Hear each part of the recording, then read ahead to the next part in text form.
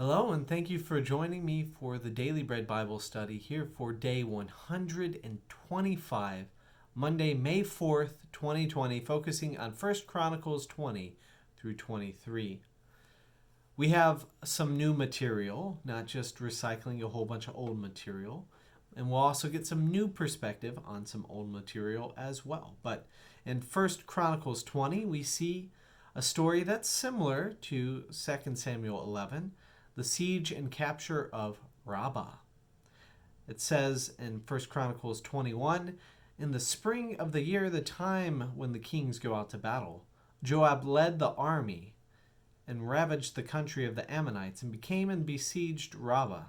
But David remained in Jerusalem. If this sounds familiar, that's because it is the beginning of the story of David looking at Bathsheba, lusting after her, having an affair, and then covering it up by murdering her husband Uriah. But that is not here. We don't have that. And instead, in 1 Chronicles 20, we have David taking the crown of Milcom, which weighs a talent of gold. Now, that sounds pretty boring in comparison and omits a lot of the narrative plot, but ironically, I find this story actually rather helpful, even though it is unhelpful in learning about David's affair. Now, this one is one of the few places in the Bible where the word talent is used. Talent, often in reference to, say, like a talent of gold, was an ancient kind of weight. And we have a lot of references of things being made out of a talent of gold, or giving over a talent of gold as payment in money, but that doesn't tell us how much a talent of gold actually weighs. And so the section from 1 Chronicles 20 helps us understand that a talent of gold is an amount that can be worn on top of a head, because it is the weight of the crown that was on the crown of Milcom, so on top of that king's head. So David tries on the crown as well too, and some researchers kind of claim that a talent of gold could be around 33 kilograms, which would be roughly 72 pounds in our United States current weight system. And so this would be a very heavy weight for a crown. 72 pounds. That could be a teenager, right? In a lot of ways, or especially a young child. But yeah, 32 pounds. That's a heavy weight for a crown. I imagine the weight of the crown would be hefty, but not 72 pounds worth. I think it's best to say that, the talent is just whatever the weight of a crown would be. So whatever you imagine the weight of a crown, I'd imagine that to be the weight of a talent. And, there's a lot of other speculation that you could have, but I don't know that it's particularly helpful. The Bible is not trying to explain the weight of a talent. It's just trying to say that a talent is a very substantial amount of gold. In the last part of 1 Chronicles 20, it describes how the Israelites slayed the giants of the Philistines. David is not the only giant slayer. In 1 Chronicles 21, we hearken back to day 98 of the Daily Bread Bible study, where I explored the parallel of this story in 2 Samuel 24. This census that David takes provokes the Lord's anger, and so a plague is sent upon the people.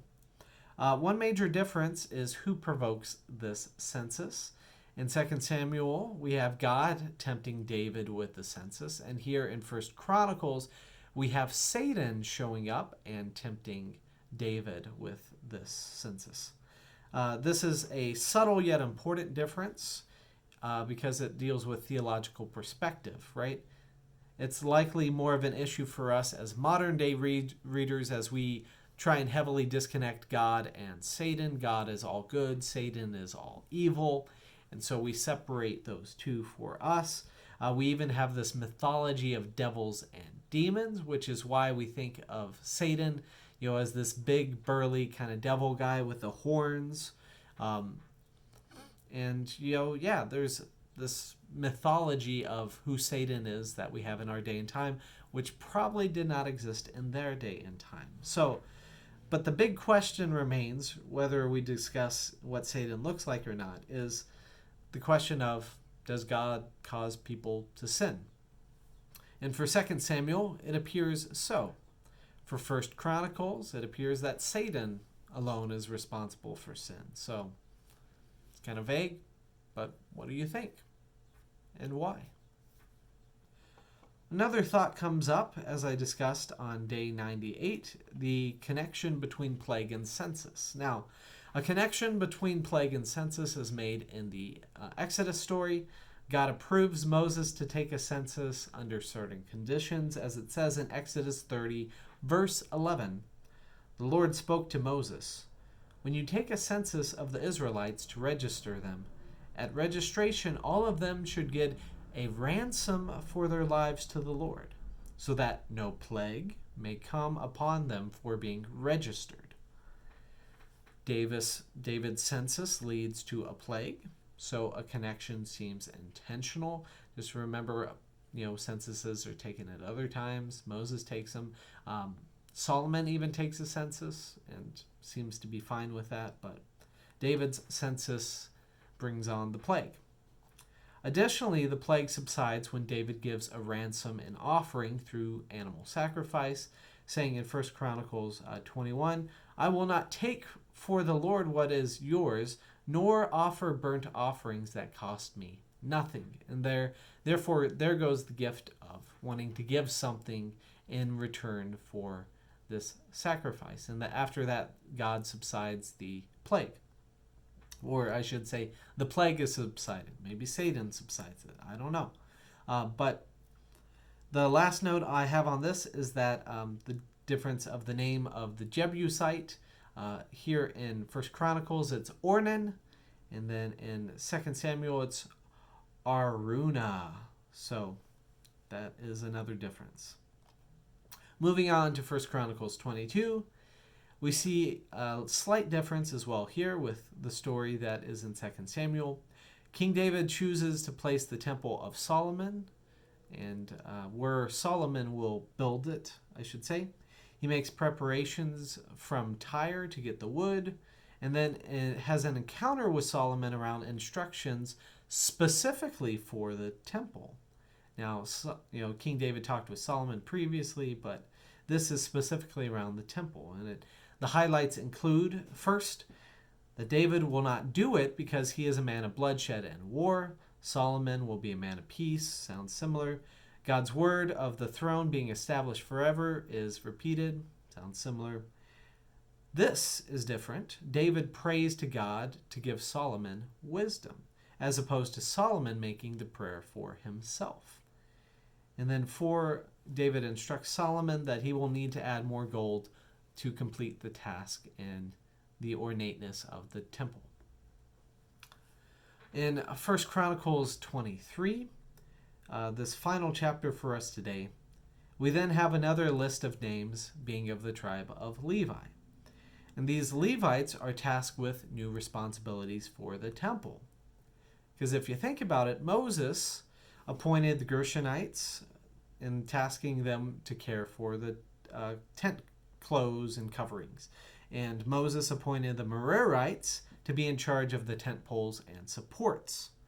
Now, with the building of a permanent, temple of the Lord, the Merarites would not need to move any tent poles or supports, and the Gershonites would not need to transport the tent coverings anymore. Thus, King David makes most Levites into kind of general use, servants. He appoints them as musicians and gatekeepers, officers and judges. And their role becomes a supportive role, mainly for the people who do keep their job, the descendants of Aaron.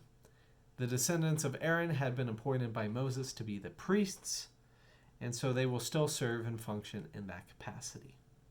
The other Levites will then just help them accomplish that for proper worship. So that will lead up to what the system is like, I believe, in Jesus' time, where the Levites are the ones, who assist with worship, and the priests are the ones who are supposed to be the holiest and function with the responsibilities directly to, God and the offering of sacrifices. So I hope you enjoyed this. A lot of content today. Go back and watch it over if you need to.